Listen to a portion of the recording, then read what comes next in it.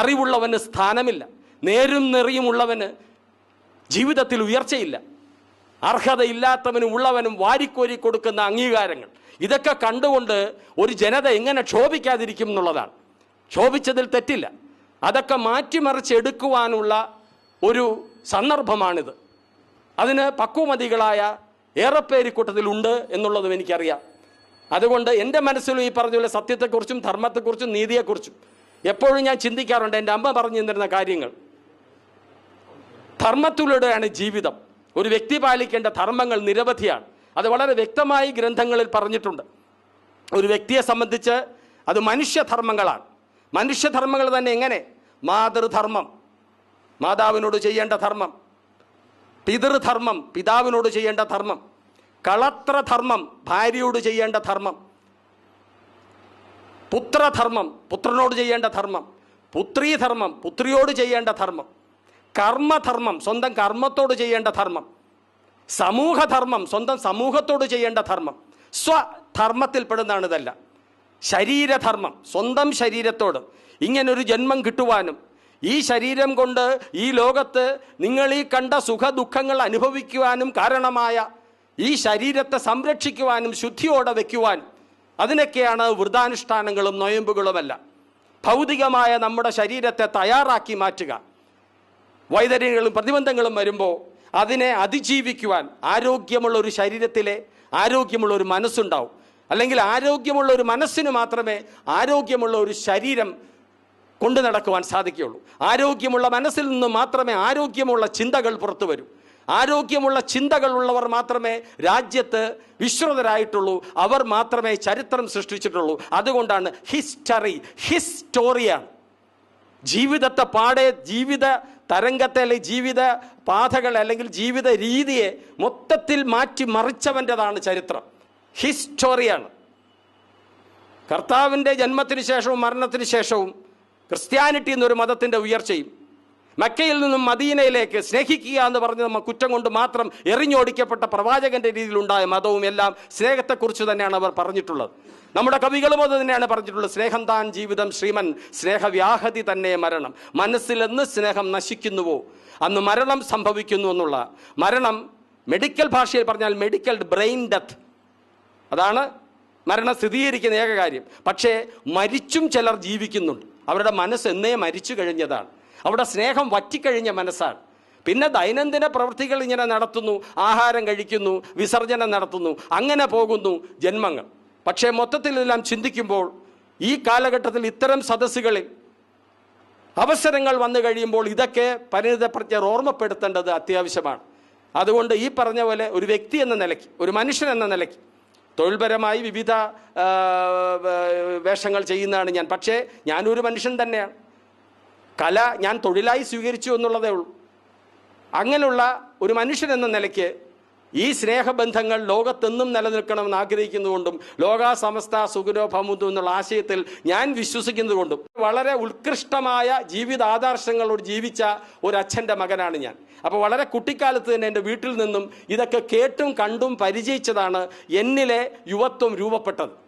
ഇന്ന് അങ്ങനെ ഒരു യുവാവിനെ സൃഷ്ടിക്കുവാനുള്ള സാഹചര്യം ഭവനങ്ങളിലില്ല, അവൻ ജോലി ചെയ്യുന്ന സ്ഥലങ്ങളിലില്ല, അവൻ ഇടപെടുന്ന രാഷ്ട്രീയ പാർട്ടികളില്ല, അവൻ വിശ്വസിക്കുന്ന പ്രത്യയ ശാസ്ത്രങ്ങളില്ല, അവൻ ക്ഷേത്രത്തിൽ പോകാറില്ല, അവൻ മസ്ജിദിൽ പോകാറില്ല, അവൻ പള്ളിയിൽ പോകാറില്ല.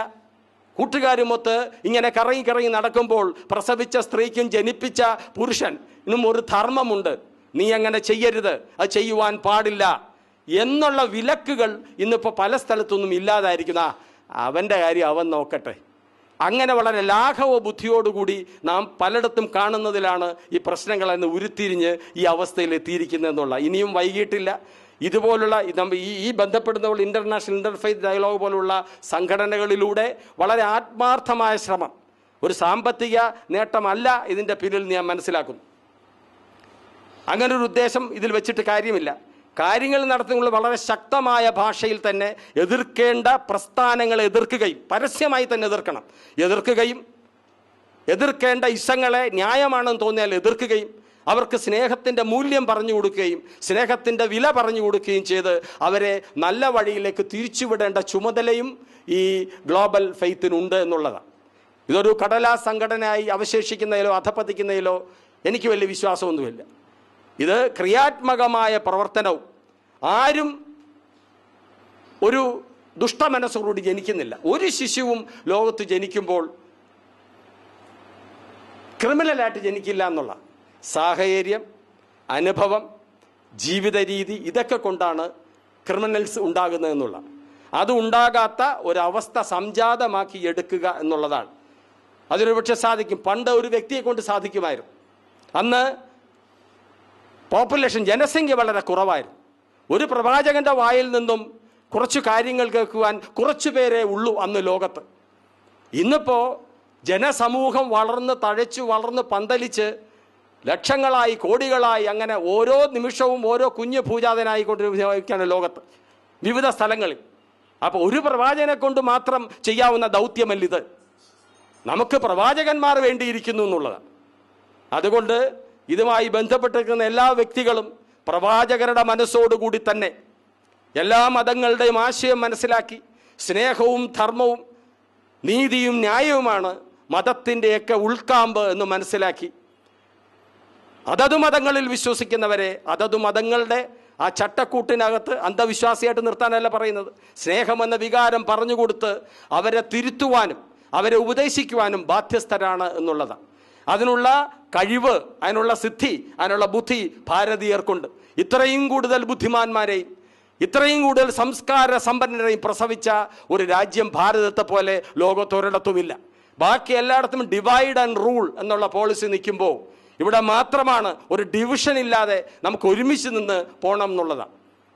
സെക്യുലർ സ്റ്റേറ്റാണ് ഭാരതം. എല്ലാവരുടെയും വകയാണ് ഭാരതം. എല്ലാവരും ഒരുമിച്ച് നിന്നാലേ ഭാരതാംബയ്ക്ക് സന്തോഷമുള്ളൂ എന്നുള്ളതാണ്.